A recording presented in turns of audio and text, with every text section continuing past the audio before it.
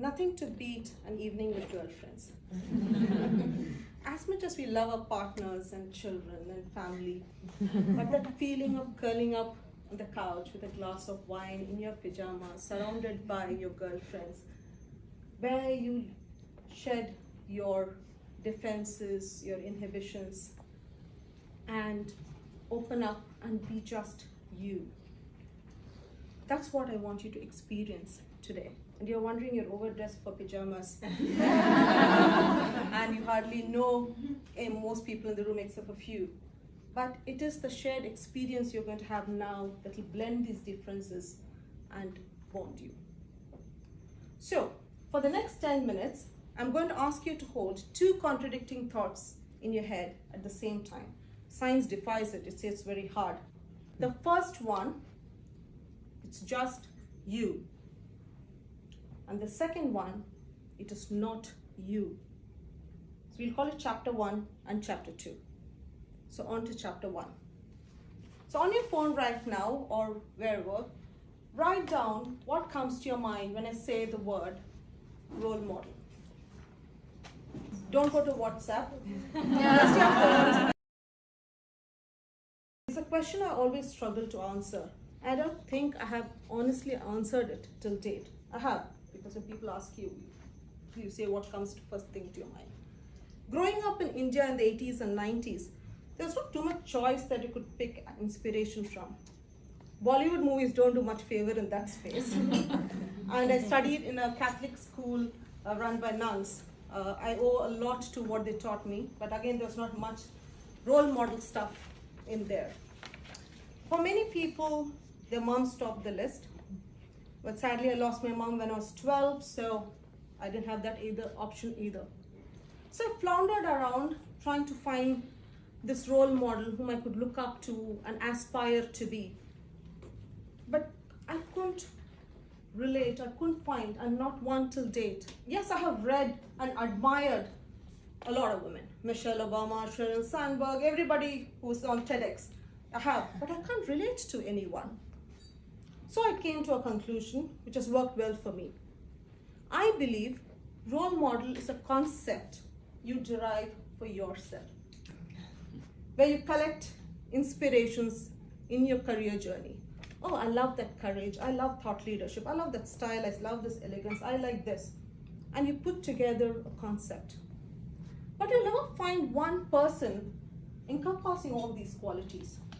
And the minute you start measuring yourself to this concept of an ideal person, you fall short.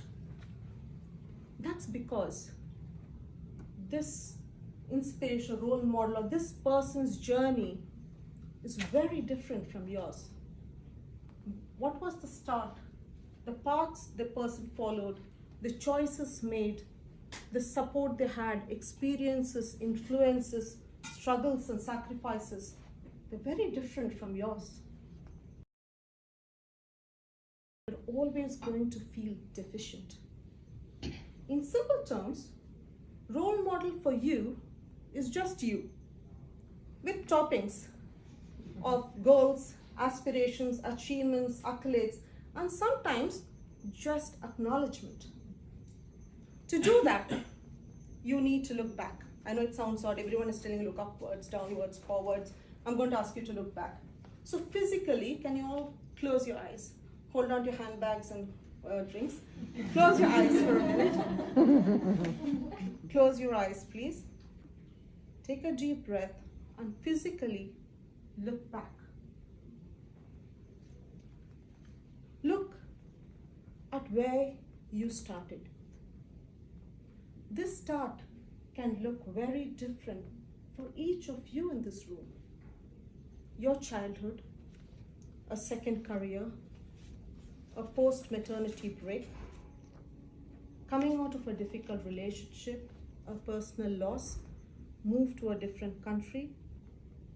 That's the start, your start, mark it. The ups and downs, things you had to fight for, the risks you took, decisions you made, choices you faced, the support you got. Now turn forward, open your eyes, and look where you are today, physically. Wow. Top of the world, literally, professionally, socially, the present, the now. Do you feel proud of how far you've come? Let's take a moment to celebrate yourself. I always like to give myself a hug or a rub when I celebrate. Each one has their own thing. How many women at this minute out in the world would want to swap places with you in a jiffy? How many are aspiring to be you? Aren't you a role model? Why aren't you your role model? You're full of achievements and untapped potential. You're the best role model. It is all you. It is just you. Go back to your phones and now write who your role model is or what the role model is. And that's chapter 1. Chapter 2. My journey has taken me across geographies. Now I'm at North America, Europe, India, and finally in the UK. I've delivered complex digital transformations, led large-scale transition, large teams, delivered for clients across industries.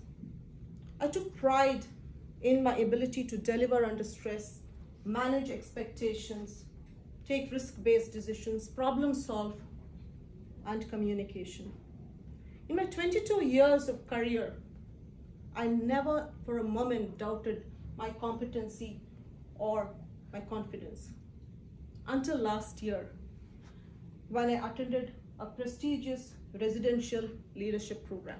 It had a variety of participants from across industries, civil services, faith-based organizations, not-for-profits, and few from corporates. And in that residential program, I got to know that I had a superpower, which I never realized. I could be invisible.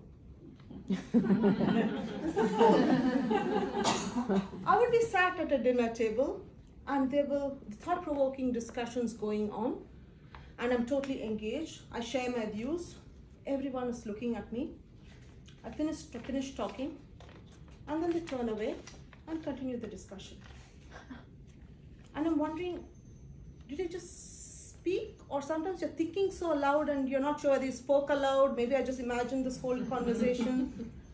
But then it happened at every meal and at every large table discussion or group discussion. And I just couldn't fathom what was wrong with me. Why was I invisible constantly? So I took a moment, and when I came back from the course at my lowest self-esteem, I paid £1,850 and engaged a speech coach and an accent training coach. Because I thought I had to fix my communication skills. In spite of having delivered across geographies, top clients, I felt my communication was not good enough. I wasn't saying things the way that I could be heard and I could belong to this, what I thought was an elite group. What I didn't tell you is that I was the only person of color in that cohort, and a woman. 20% of the batch was women. How many of you here have experienced this, where you've sat at a table and you've just shared an idea, everyone listens to you, moves on. 5 minutes later, a man tells the same idea. And they're like, we just discovered gravity. Wow. I can see lots of nods. It's over and over again.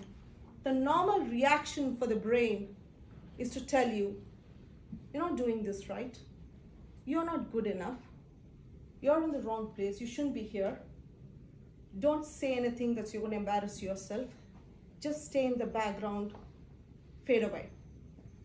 And the world has accepted and formalized this and made a science out of it. They call it imposter syndrome. There are enough courses to fix enough courses to fix a problem in you. But no, we don't have a problem. It's not us.